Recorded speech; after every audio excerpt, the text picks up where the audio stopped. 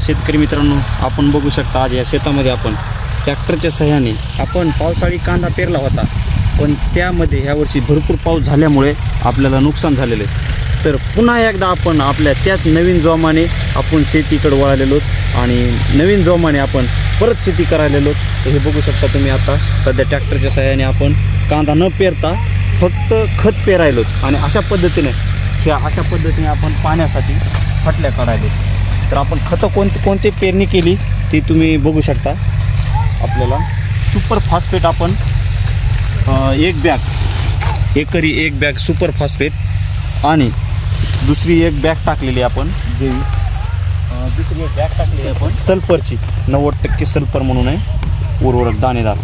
तर ही सल्फर यामध्ये टाकलेलं आहे।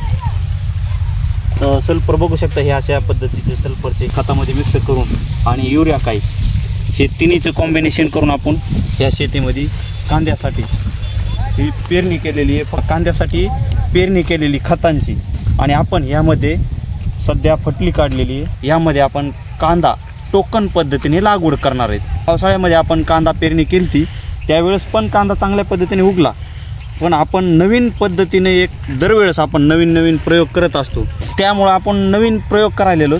तर आपण बघितलं तर यामध्ये खत अगोदर पेरणी केलेली आहे आपण आणि आता ही फटली पण काढलेली। तर यामध्ये आपण टोकन पद्धतीनं कांदा लागवड करणार आहे।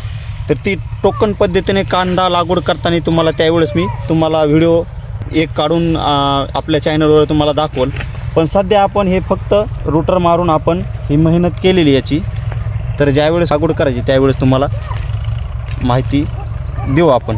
तर तुम्हाला कशी वाटली माहिती हे आम्हाला कमेंटमध्ये सांगा आणि माहिती यामध्ये काही बदल करायचा असेल तो पण आम्हाला सांगा। आणि आपण असंच कांदा पेरणी काही करत असाल तर आपला हा प्रयोग निश्चितच एकदा करून बघा तुम्ही पण। व्हिडिओ आवडला असेल तर लाईक करा।